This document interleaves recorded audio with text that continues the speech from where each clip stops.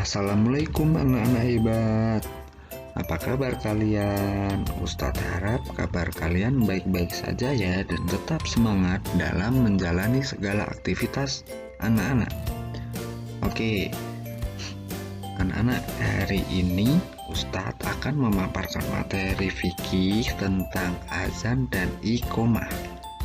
Nah, azan dan iqomah, teman-teman tiap hari itu sudah mendengarkan yang namanya azan dan iqomah ya teman-teman ya. Kita lanjut. Pengertian azan dan hukum azan. Azan merupakan pemberitahuan bahwa waktu sholat telah tiba, yang artinya azan adalah panggilan untuk menunaikan ibadah sholat. Nah, kita sebagai umat Islam, kalau kita sudah mendengar azan, maka kita segera mengambil air wudhu, segera mensucikan diri dan menuju ke masjid ya teman-teman ya, untuk menunaikan ibadah sholat. Nah, azan itu termasuk sunnah muakkad teman-teman, yang artinya bila azan dikumandangkan maka akan mendapatkan pahala. Kalaupun tidak dikumandangkan maka tidak apa-apa teman-teman. Hal-hal yang berkaitan dengan azan adalah yang pertama ada muazin. Nah, muazin ini apa teman-teman? Muazin adalah orang yang mengumandangkan azan. Jadi orang yang mengumandangkan azan itu disebutnya muazin. Yang kedua, mustami. Mustami itu orang yang mendengarkan azan. Nah, ketika kita dengar azan, ketika kita di sekolah, di rumah, ataupun di mana saja, kalau kita mendengar azan, kita bisa disebut mustami. Lanjut. Sunnah muazin. Syarat menjadi muazin yang pertama adalah beragama Islam. Nah, ini wajib. Orang yang beragama Islam itu bisa menjadi muazin. Kalau orang yang beragama non-Islam itu tidak bisa menjadi muazin teman-teman. Yang kedua, mumayyiz, artinya adalah dapat membedakan baik dan buruk. Yang ketiga, ini juga wajib teman-teman. Muazin itu harus laki-laki. Selain laki-laki itu tidak boleh, perempuan tidak boleh menjadi muazin teman-teman.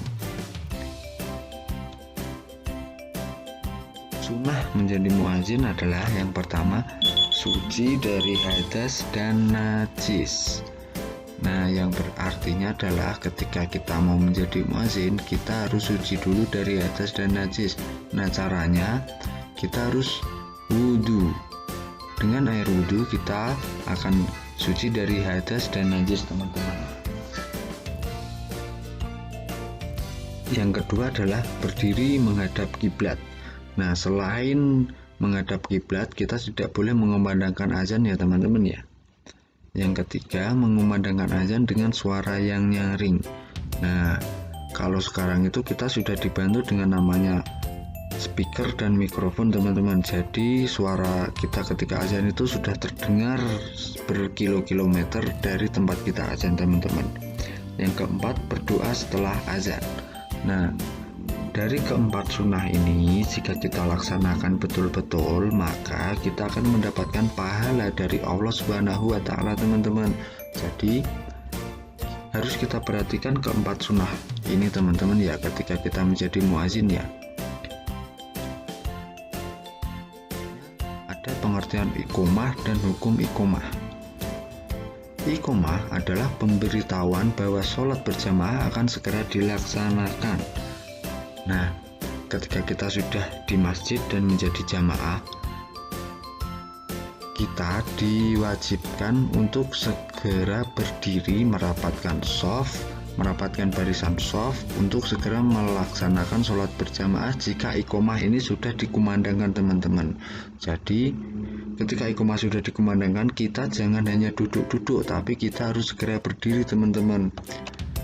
Terus hukum membaca iqomah itu juga sama seperti azan teman-teman, hukumnya sunnah. Azan dan iqomah itu, yang pertama, azan adalah tanda masuknya waktu sholat, sementara iqomah tanda sholat berjamaah akan segera dimulai. Jadi di sini kalau kita sudah mendengar azan itu tandanya masuk waktu sholat. Kalau iqomah tandanya sholat berjamaah akan segera dimulai. Jadi bedanya, kalau azan kita harus segera ke masjid, kalau iqomah kita itu sudah di masjid dan segera melaksanakan sholat berjamaah. Sampai sini paham ya teman-teman ya. Kalau belum paham, nanti teman-teman bisa WhatsApp ke Ustadz untuk pertanyaan lebih lanjut.